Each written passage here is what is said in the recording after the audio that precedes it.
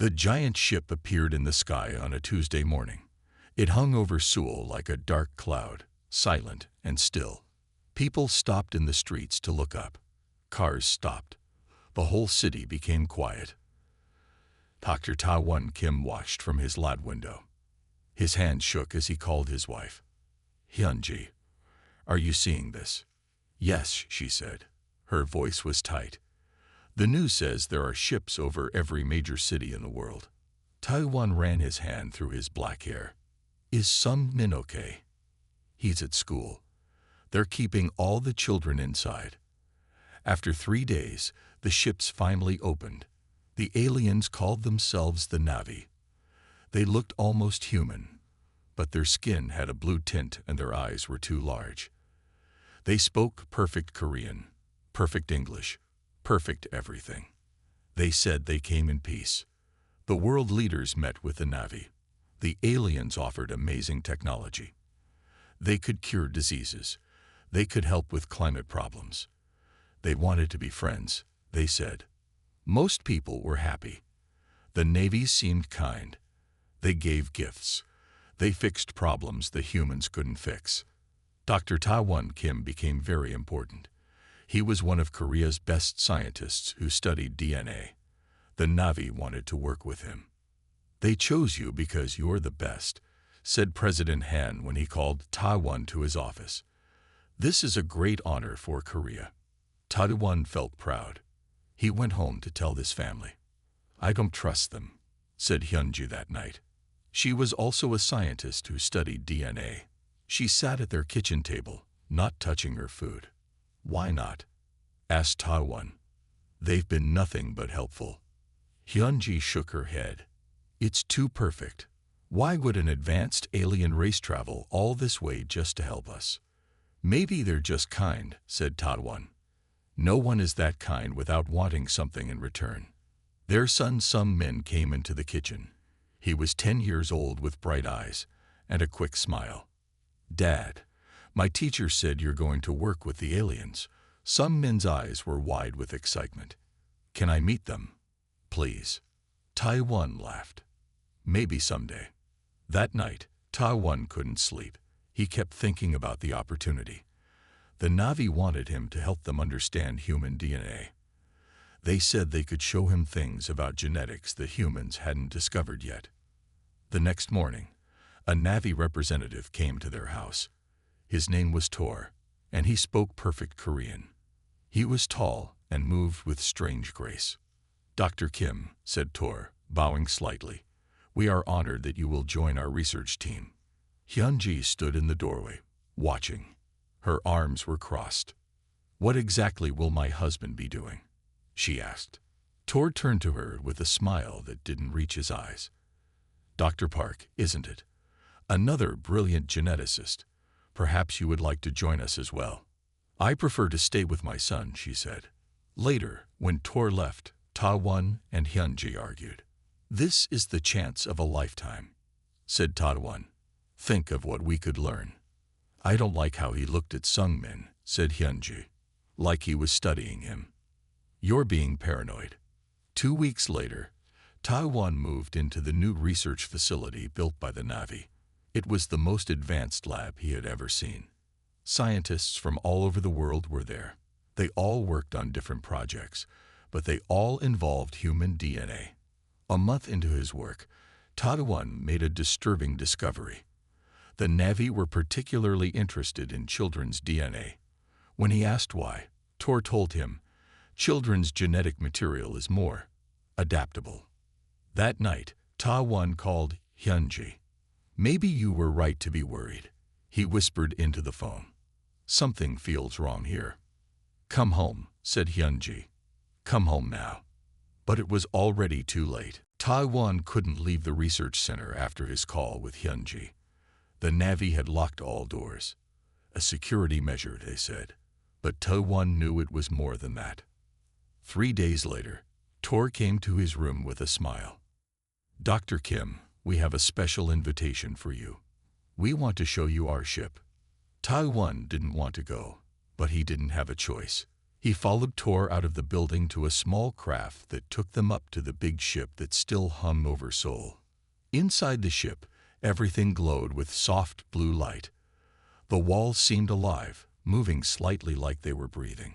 20 other human scientists were already there. Taiwan sought his old friend from university, Dr. Junho. "Have you seen what they can do?" Junho whispered. His eyes were wide with both fear and wonder. "They can change DNA like we change clothes." Tor led the group to a large room. In the center was a clear container. Inside was a small creature that looked like a mix between a dog and a lizard. Its skin was rough and scaly, but it had fur on its head and tail. "This is one of our simpler creations," said Tor. "We can take DNA from different species and combine them in any way we want." Another Navi brought out a second container. This creature looked more human. It had arms and legs and a human face, but its skin was green, and it had gills on its neck. A tall man in a military uniform stepped forward. The name on his uniform said Colonel Lee. He frowned at the creature. "What is the purpose of creating such things?" he asked. Tor's smile didn't reach his eyes. "For science, of course. To understand life better." Colonel Lee didn't look convinced. He stepped back, watching everything carefully. Next, the Navy showed them a room full of screens. Each screen showed different DNA patterns. "These are from various human samples we've collected," said Tor. "We find human DNA fascinating, especially children's DNA." "Why children?" asked Taiwan, trying to sound casual. "Children's DNA is more flexible. It can adapt to changes better." Later, as they walked through the ship, Taiwan noticed a door that was different from the others. It was thicker and had strange symbols on it. When he tried to look inside, Tor quickly moved him away. "That area is not for visitors," he said sharply. After the tour, the scientists were taken back to Earth. But before they left, Tor had one more thing to say. "We would like to invite some human children to visit our ship. For educational purposes. Perhaps your son, Dr. Kim." Taiwan felt cold fear in his stomach. "My son is very busy with school." "A pity," said Tor. When Taiwan finally got home 2 days later, he hugged Sung Min tightly. Hyunjae watched, her face worried. "What did you see?" she asked when Sung Min went to bed. Taiwan told her everything. About the creatures, about the strange door, about Tor asking for Sung Min to visit. "We need to keep him safe," said Hyunji. "I don't trust them." The next day, Sung Min came home from school excited. "Dad, the Navy came to our school today. They're taking some kids on a special tour of their ship next week." Taiwan's heart sank. "Are you one of them?" Sung Min's face fell. "No, but my friend Haenul was picked. He's so lucky." That night, Taiwan called Colonel Lee. He had taken the man's card after the tour. "I think there's something wrong with what the Navy are doing," Taiwan said quietly into the phone. "I think they're too interested in our children." "I think so too," said Colonel Lee. "Meet me tomorrow. We need to talk." But the next morning, Taiwan woke up to terrible news on TV. 5 children had gone missing overnight. One of them was Haenul, Sung Min's friend. And outside their house, a Navy ship was landing in the street. Taiwan rushed to the window. The small Navy ship glowed softly in the early morning light. Hyunji grabbed Sung Min and pulled him away from the windows. "What do they want?" she whispered. The doorbell rang. Taiwan opened it to find Tor standing there, smiling his cold smile. "Dr. Kim, we need your help. Some children have gone missing. We want to help find them." "Why come to me?" asked Taiwan. "You know human DNA better than most. We thought you could help us track them." Taiwan didn't believe him, but he had to play along. "Let me get my coat." He whispered to Hyunji, "Call Colonel Lee. Don't let Sung Min out of your sight." Taiwan went with Tor to the local police station. It was filled with crying parents. Haenul's mother saw Taiwan and ran to him. "They took my boy," she sobbed. "Something took my Haenul." "The police think it is human kidnappers," said Tor. "But we know better." Taiwan looked at him sharply. "What do you mean?" Tor's face was blank. "We picked up strange energy readings last night. Not human technology. Not ours either." More children disappeared the next night, and the next, not just in Korea, but all over the world. Thousands of children vanishing from their beds. The Navy offered to help, but they never found any children. People began to whisper that maybe the Navy were taking them. 1 week after the first disappearances, Taiwan finally met with Colonel Lee in a quiet coffee shop. "I don't trust them," said Lee. He pushed a tablet across the table. "Look at this." The tablet showed security camera footage from a house. A strange shape moved in the darkness of a child's bedroom. It wasn't human or Navy.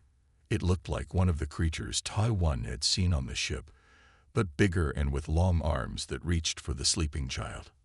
"What is that thing?" whispered Taiwan. "We think the Navy made it," said Lee. "A monster designed to take our children." That night, Taiwan couldn't sleep. He checked on Sungmin every hour. Around 3 a.m., he heard a noise from his son's room. He ran in and turned on the light. A tall, thin creature stood by Sungmin's bed. It had pale skin that seemed to glow slightly. Its arms were too long, and its face had no features except for large black eyes. It held Sungmin in its arms. The boy was asleep or unconscious. "Put him down," shouted Taiwan. The creature turned to look at him. Then it moved faster than anything Taiwan had ever seen. It jumped through the window, glass shattering everywhere. Taiwan ran to the window. The creature was running down the street with Sungmin. A small ship waited at the end of the road, but it wasn't a Navy ship. It looked different. Hyunji came running into the room. "What happened? Where's Sungmin?" "They took him," said Taiwan, his voice breaking. "Something took our son." The next morning, Tor came to their house again. "We are sorry about your son," he said, "but we will find him." Hyunji stood up, her eyes red from crying but full of anger. "It was you, wasn't it? Your people are taking our children." Tor's face didn't change. "No, Dr. Park, but we think we know who is. There is another alien race, enemies of ours. They must have followed us to Earth." "I don't believe you," said Hyunji. After Tor left, Colonel Lee called. "We found something. A hidden facility outside the city. We think that's where they're taking the children." "I'm coming with you," said Taiwan. "Me too," said Hyunji. She picked up a bag she had packed. "And I'm bringing my research. I think I know what they're doing with our children's DNA." "What?" asked Taiwan. "They're building monsters," said Hyunji. "And our children are the building blocks." Night fell as Taiwan, Hyunji, and Colonel Lee drove to the edge of the city. They parked their car behind some trees and walked the rest of the way. "The facility is just over that hill," said Colonel Lee. He handed them each a small gun, just in case. Hyunji had never held a gun before. Her hands shook, but her eyes were hard and determined. "I will do anything to find Sungmin." They moved quietly through the dark. At the top of the hill, they saw a large building with no windows. It didn't look like a Navy building. It looked very normal, like a storage facility. "Are you sure this is it?" asked Taiwan. Colonel Lee nodded. "We tracked the strange energy readings to this place." They found a side door with a keypad lock. Colonel Lee took out a small device and put it on the keypad. After a few seconds, the door clicked open. Inside, the building was not normal at all. The walls glowed with the same blue light as the Navy ship. Long hallways stretched in every direction. "Which way?" whispered Hyunji. They heard footsteps and quickly hid behind some containers. A man in a security uniform walked past. He was human. "Humans are helping them," said Colonel Lee with disgust. When the guard was gone, they followed him quietly. He led them to a large room. Inside, they saw something that made them freeze in horror. Rows and rows of glass tubes filled the room. Inside each tube was a child, floating in clear liquid, eyes closed as if sleeping. Machines pumped liquids in and out of the tubes. Sungmin, Hyunji gasped. She ran to one of the tubes. Their son floated inside, his small face peaceful, as if he was just taking a nap. Taiwan looked at the machines. They're extracting DNA, he said, taking it bit by bit from the children. Colonel Lee pointed to the other side of the room. Look! Another set of tubes stood there, but these held strange creatures. They looked part human, part animal, and part something else entirely. Some had scales, others had fur. Some had long arms, others had no arms at all. But they all had one thing in common. They had the faces of children, twisted and changed, but still recognizable. They're making monsters from our children, said Hyunji, her voice shaking with rage and fear. They heard the door open. Tor walked in with two other Navi. Dr. Kim, Dr. Park, Colonel Lee, he said calmly. You should not be here. What are you doing to these children? Demanded Taiwan. Creating the future, said Tor. Your children's DNA has special qualities. We need it. For what? Asked Colonel Lee. To make soldiers, of course. This planet has the most genetically diverse population we have ever found. So many possibilities. You said there was another alien race taking our children, said Hyunji. Tor smiled his cold smile. That was a lie. There is only us. Suddenly, alarms began to ring. Red lights flashed. One of the other Navi whispered something to Tor. It seems we have more visitors, said Tor.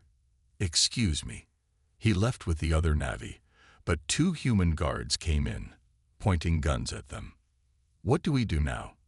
Whispered Hyunji. Colonel Lee slowly reached for his gun. We fight. The guards saw him move and raised their guns. But before anyone could shoot, a loud crash came from the hallway. The guards turned to look. Something large and fast burst through the door. It looked like one of the monsters from the tubes, but bigger and more human-like. It grabbed one guard and threw him across the room. The second guard fired his gun, but the monster barely noticed. It knocked him down too. Then the monster turned to look at them. Its face was twisted, but Taiwan recognized the eyes. Hell no, he whispered in shock. The monster nodded slowly. Then it spoke in a voice that was part growl, part child. Help. Us. Hanul? Is that really you? Taiwan moved closer to the creature that used to be his son's friend. Hanul's new body was strange and scary, but his eyes were still the same. Kind eyes in a monster's face. They changed me, said Hanul. His voice was rough, like rocks sliding together. They take our DNA. Make us different. Make us weapons. Hyunji was already working on the tube that held Sungmin. How do we get them out? She asked, panic in her voice. Hanul moved to a control panel. His large, clawed hands pressed buttons carefully. The liquid in the tubes began to drain. Hurry, he said. More guards coming. Colonel Lee stood by the door, gun ready. How many children are in this place? Hundreds, said Hanul. Maybe thousands. We can't save them all right now, said Taiwan. We need to get Sungmin out and tell the world what's happening here. The tube opened with a hiss. Sungmin fell out, wet and cold but alive. Hyunji wrapped him in her jacket, crying as she held him. My baby, she whispered. Wake up. Sungmin's eyes fluttered open. Mom. Dad? His voice was weak. I had a bad dream. Suddenly, they heard many footsteps coming down the hall. Colonel Lee looked worried. We need to go. Now. Hanul pointed to a small door at the back of the room. That way. To the outside. They ran, with Colonel Lee leading and Hanul following behind. The small door led to a narrow hallway, then to some stairs going up. At the top was another door. They pushed through it and found themselves outside, behind the building. But when they stepped outside, bright lights blinded them. Taiwan put his hand up to block the light. When his eyes adjusted, he saw they were surrounded. Navy soldiers stood in a circle around them. And with them was Tor, looking calm as always. "Did you really think it would be so easy?" he asked. Colonel Lee raised his gun, but a Navy soldier shot it out of his hand with some kind of energy weapon. "Take the boy," said Tor. Two soldiers moved toward Sungmin, but Hae-Newell roared and jumped in front of him. The soldiers stepped back. "Interesting," said Tor. "The test subject seems to have kept some of its human feelings. That is a problem we will fix in the next batch." "Why are you doing this?" asked Taiwan. "Why our children?" "Because they are perfect," said Tor. "Your species has the most adaptable DNA we have ever found, and children's DNA is the most flexible of all." Tor walked closer. "We have been looking for a species like yours for a long time. We need new soldiers for our wars. Your children will be the perfect weapons." "You said you came in peace," said Hyunji, holding Sungmin tight. "We lied," said Tor simply. "That's what predators do. We trick our prey." One of the soldiers handed Tor a small device. He pressed a button, and Hae-Newell fell to the ground, shaking in pain. "You see, we control them completely. This is just the first stage. Soon we will have an army of these creatures, perfect soldiers made from human children." Taiwan felt sick. He had helped them. He had given them his research. "You used me," he said. "Yes," agreed Tor. "You were very helpful." More vehicles arrived. Human cars. Taiwan heard sirens. "Ah," said Tor. "It seems Colonel Lee called for backup before you came here. Clever." The Navy soldiers looked nervous now. Tor sighed. "Time to leave, I think." A ship appeared in the sky above them. A beam of light came down, and Tor stepped into it. "We have many more facilities," he said as he began to rise into the ship. "Many more children. You can't stop us now." As Tor disappeared into the ship, Hae-Newell stood up again. The pain seemed to have passed. "We can stop them," he growled. "I know how." 1 week later, Taiwan sat in a large room under a military base. Around the table were scientists, soldiers, and government people from many countries. Colonel Lee stood at the front of the room, pointing at a map on the wall. "We have found 23 Navy facilities so far," he said. "There are probably more." Hyunji sat next to Taiwan. She looked tired. They had not slept much since they found Sungmin. Their son was safe now, in a special hospital where doctors were checking him every day. He was one of the lucky ones. He had not been changed like Hae-Newell. Hae-Newell was in a special room in the same building. He was helping scientists understand what the Navy had done to him. "The Navy ships are still in our skies," said a woman from the American military, "but they have stopped talking to us." "They know we found out their secret," said Colonel Lee. "They are preparing for war now." A young scientist raised his hand. His name was Jae-hoon. He was very smart and worked with Hyunji. "Dr. Park and I have been studying the DNA samples from the changed children," he said. "We think we can use it against the Navy." Everyone turned to look at him. Hyunji nodded for him to continue. "The Navy changed these children to make them into weapons," said Jae-hoon. "But what they did not know is that human DNA can change in ways they did not expect." Hyunji stood up. "The changed children like Hae-Newell are not just stronger and faster. They have new abilities. Hae-Newell can feel where other changed children are. He can sense them." "Like a tracking system?" asked Colonel Lee. "Yes," said Hyunji. "And there's more. The changed children can also sense the Navy. They can feel when they are near. So they can help us find the other facilities," said the American woman. "And they can help us fight," said Colonel Lee. Taiwan shook his head. "No, they are still children. We can't use them as weapons."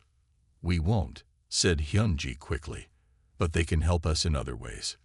Later that day, Taiwan and Hyunjae visited Haenul. His room was large and comfortable, not like a jail cell. He sat on a big chair that was made special for his new body. "The other changed children," said Hyunjae. "Can you feel where they are?" Haenul closed his eyes. "Yes, there are many. Some are close, some are far. We want to save them," said Taiwan. "Can you help us?" Haenul opened his eyes. "I want to help. They are my friends, my brothers and sisters now." That night, a small team went out.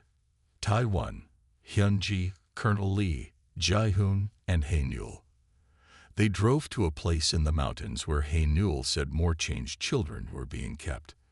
It was a small building that looked like a farmhouse, but Haenul said there was a big place under the ground. "How do we get in?" asked Colonel Lee. Haenul walked to a tree and pushed on it in a special way.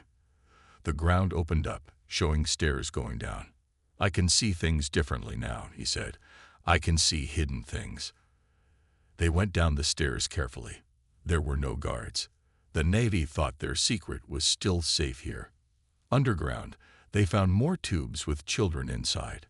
And they found something else. Big glass rooms where changed children were being trained to fight. "They're making them into soldiers," whispered Hyunjae. Just like Tor said. Suddenly, alarms went off. Red lights flashed. A voice spoke in the Na'vi language. "They know we're here," said Colonel Lee. "We need to move fast." Taiwan looked at the tubes and the glass rooms. There were at least 50 children here. "We can't save them all right now," said Colonel Lee. "We need to get out and bring more help." Haenul walked to the glass rooms.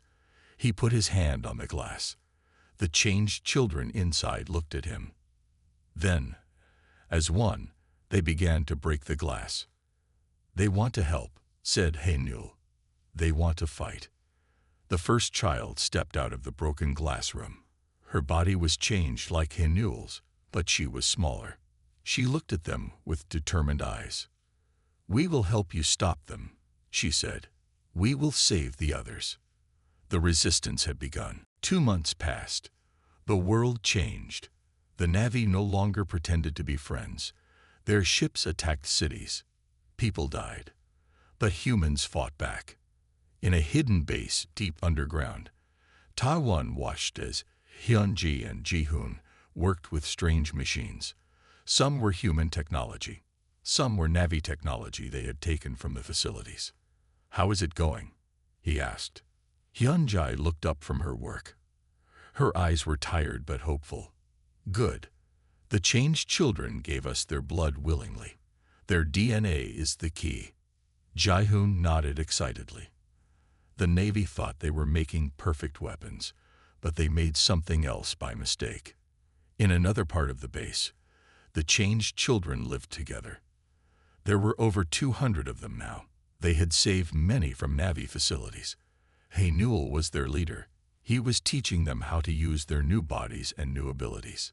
Some could see in the dark. Some could hear sounds from far away. Some could feel when Navy were near. And all of them could sense each other, no matter how far apart they were. Colonel Lee came into the lab. "The Navy are moving their main ship," he said. "They're getting ready for something big." Taiwan looked at the maps on the wall. Red dots showed where Navy facilities were. Blue dots showed military bases. Green dots showed safe places for people to hide. "We need to move faster," he said. "We need to attack before they do." Hyunjae held up a small device. "We're ready. This will help us." The device was small and round, like a coin. It had lights that blinked blue and green. "What does it do?" asked Colonel Lee. "It finds DNA," said Jae-hoon. "The changed children all have special DNA now. This device can find it. It can lead us to every Navy facility where they keep our children. And it can do something else," said Hyunjae. "It can hurt the Navy." Later that day, they met with military leaders from around the world. The plan was set. They would attack all the Navy facilities at the same time. The changed children would lead the way, helping soldiers find and save the other children. Taiwan found Haenul in the training room. The changed boy was teaching younger changed children how to control their strength. "Are you ready?" asked Taiwan. Hanul nodded. "We've been ready for a long time." Taiwan put his hand on Hanul's shoulder. It felt strange, with scales instead of skin, but Taiwan didn't mind. "I'm sorry this happened to you," he said. "I helped the Navi. I didn't know what they were doing, but I still helped them." "It's not your fault," said Hanul. "And maybe it was supposed to happen." "What do you mean?" Hanul looked at the other changed children. "We are different now, but we are still human inside. And now we can do things no one else can do. We can help save everyone." The attack began at midnight. All over the world, soldiers moved against Navi facilities. With them went the changed children, using their special senses to find the way, to avoid traps, to sense danger. Taiwan and Hyunji went with the team that included Hanul. They found a large Navi base hidden under a mountain. "There are many children here," said Hanul. "And something else, something big." They made their way inside. The soldiers used special weapons made from Navi technology. The changed children used their strength and speed. Deep inside the base, they found what Hanul had sensed. It was a huge room filled with tubes. But these tubes didn't hold children. They held strange creatures bigger than any they had seen before. "What are these?" whispered Taiwan. A voice answered from behind them. "The next step, my finest creations." They turned around. Tor stood there, smiling his cold smile. "You are too late," he said. "The final phase has begun." The tubes began to open, one by one. The giant creatures stepped out of their tubes. They were 3 times the size of Hanul. Their skin was dark blue, like the Navi, but they had no faces, just smooth skin where a face should be. "What are they?" whispered Hyunji. "My perfect soldiers," said Tor, "made from Navi DNA and human DNA. They feel no pain. They follow every order. They are perfect." The soldiers with Taiwan raised their guns, but Tor laughed. "Your weapons cannot hurt them. Nothing can." Hanul stepped forward. He looked small next to the giant creatures, but he was not afraid. "You're wrong," he said. "I can feel them. They are like us." Tor's smile disappeared. "Impossible. They have no minds of their own." Hanul closed his eyes. He made a strange sound, not words but something deeper. The giant creatures stopped moving. They turned toward Hanul. "What are you doing?" Tor shouted. "Stop it." The giant creatures did not listen to Tor. They listened to Hanul. "They are not just made from any human DNA," said Hanul. "They are made from our DNA. The children you changed first. We are connected." Tor stepped back, his face showing fear for the first time. "This is not possible." "You made a mistake," said Taiwan. "You thought you could control them because you made them. But you put human DNA in them, and humans cannot be controlled." Tor pulled out a weapon, but before he could use it, one of the giant creatures grabbed him. Tor screamed and tried to break free, but he could not. "Find the other children," Hanul told the soldiers. "We will deal with Tor and his creatures." Taiwan and Hyunji followed the soldiers deeper into the base. They found hundreds of children in tubes. Some were changed like Hanul. Some were still normal. "Sungmin," Hyunji suddenly shouted. She ran to one of the tubes. Their son was inside, floating in the blue liquid. "But how?" said Taiwan. "Sungmin was safe. He was in the hospital." "They must have taken him again," said Hyunji, tears in her eyes, "while we were working to save the others." They quickly opened the tube and pulled Sungmin out. He was cold and wet, but alive. His eyes opened slowly. "Mom, Dad," he said weakly, "I had that bad dream again." But then Sungmin's body began to change. His skin turned a strange color. His fingers grew longer. "No," cried Hyunji. They started to change him. Ji-hoon came running in. "I might be able to help," he said. He took out one of the devices they had made. "This can find the changed DNA and maybe stop it from spreading." He put the device on Sung Min's chest. It beeped and flashed blue lights. Sung Min cried out in pain, then went still. "Did it work?" asked Ta-won, his heart pounding with fear. Slowly, Sung Min's skin returned to its normal color. His fingers shrank back to their normal size. "It worked," said Ji-hoon with a big smile. "We can stop the changes if we catch them early enough." All around them, soldiers were opening tubes and saving children. Some were changed like Hae-nul. Some were still normal.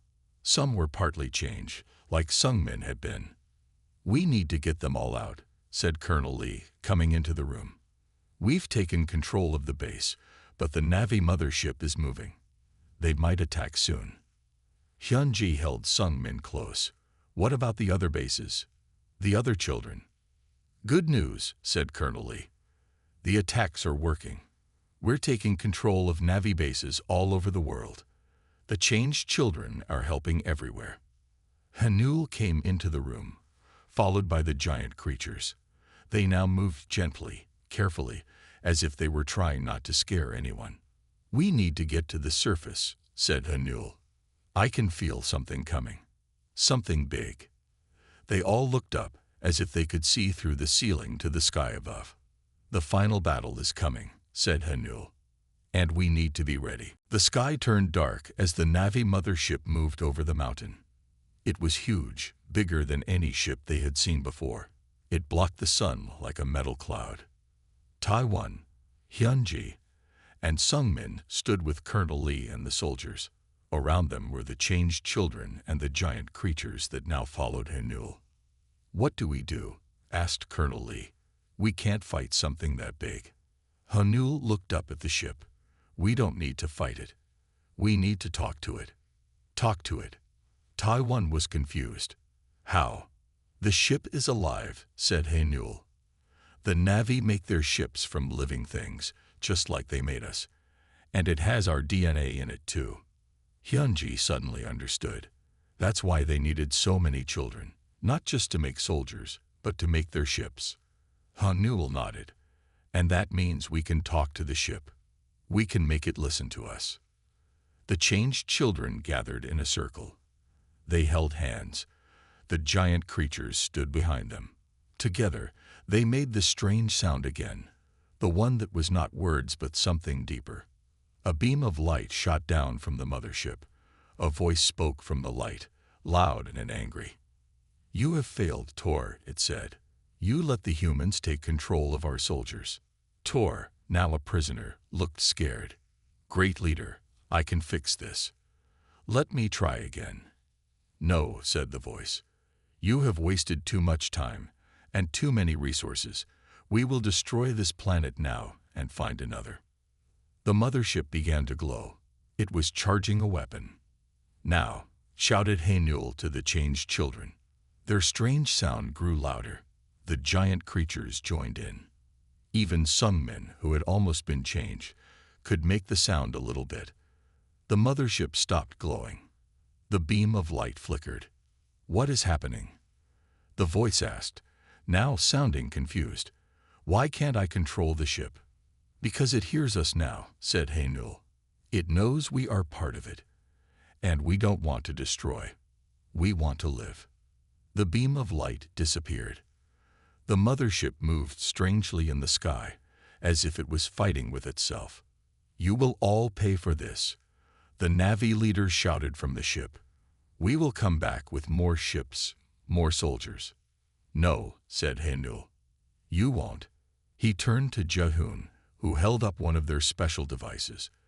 But this one was bigger than the others. Ji-hoon pressed a button, and a signal went up to the ship. The ship shuddered. Then it began to change color, from dark metal to a warm, living brown. "What have you done?" Tor asked, his voice shaking. "We sent our DNA signature to the ship," said Ji-hoon. "Now it's fully connected to the changed children. It's one of us." The mothership slowly moved away from Earth. All the other Navy ships followed it. "Where are they going?" asked Colonel Lee. "Far away," said Henule. "The ship will make sure they never come back." 1 year later, the world was different. The changed children lived in special communities. Some, like Henule, chose to stay changed. Others used Jaehoon's device to become normal again. Taiwan and Hyunji stood with Sungmin at a new place. It was where the mountain base had been. Now it was a green park with a stone wall. On the wall were the names of all the children who had not come home. Under the park, deep in the ground, a special team worked. Changed children and giant creatures dug together, searching for any hidden Navi technology, making sure Earth was safe. "Will they ever come back?" asked Sungmin. He was normal now, but he still remembered everything. "If they do, we'll be ready," said Taiwan. Hyunji put her arm around her son. "The changed children are watching the skies. The ships are watching too. We are safer now than we've ever been." Hanul came to stand with them. He looked at the wall of names. "They built monsters from our DNA," he said quietly. "But we became more than monsters. We became protectors." Together, they watched as the sun set. Somewhere up there, the living ships were keeping watch, making sure the Navi never returned to Earth again. And below their feet, beneath the memorial park, the creatures that were once meant to destroy humanity continued to dig, searching for any children still buried, making sure they all came home. The end.